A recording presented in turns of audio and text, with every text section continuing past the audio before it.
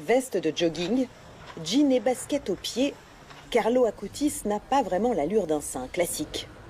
Chaque jour, des pèlerins du monde entier prient et se prosternent devant sa dépouille, exposée à Assise en Italie depuis 2019, et filmée en permanence par une webcam. Car chez les catholiques, l'adolescent emporté par une leucémie foudroyante en 2006 à l'âge de 15 ans est une véritable star, notamment auprès des jeunes sur les réseaux sociaux qui lui vouent un culte et se filment devant sa dépouille bouleversée, lui dédiant chansons et prières.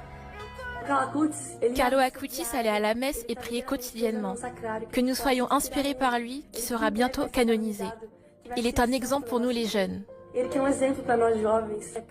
Féru de nouvelles technologies, celui que l'on surnomme le geek de Dieu s'était fait connaître en créant un portail web recensant les miracles eucharistiques et portant ainsi la parole de Dieu partout dans le monde. Mais sa canonisation, il la doit aux miracles qui lui ont été attribués après sa mort.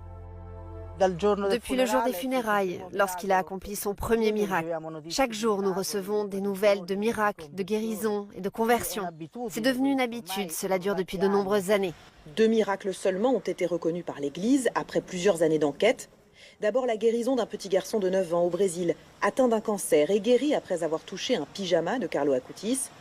Puis le rétablissement soudain d'une étudiante du Costa Rica dont le pronostic vital était réservé. Canoniser un adolescent, la mesure n'est pas si exceptionnelle. Ce n'est pas le premier enfant ou le premier jeune canonisé, mais par contre, ce qui est assez exceptionnel dans le cas de Carlo Acutis, c'est qu'on est sur du contemporain.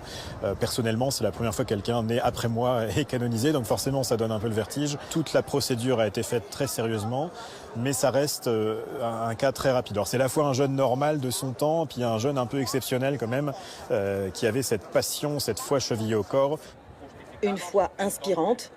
Des dizaines de milliers de jeunes sont attendus ce week-end à Rome pour assister à cette canonisation.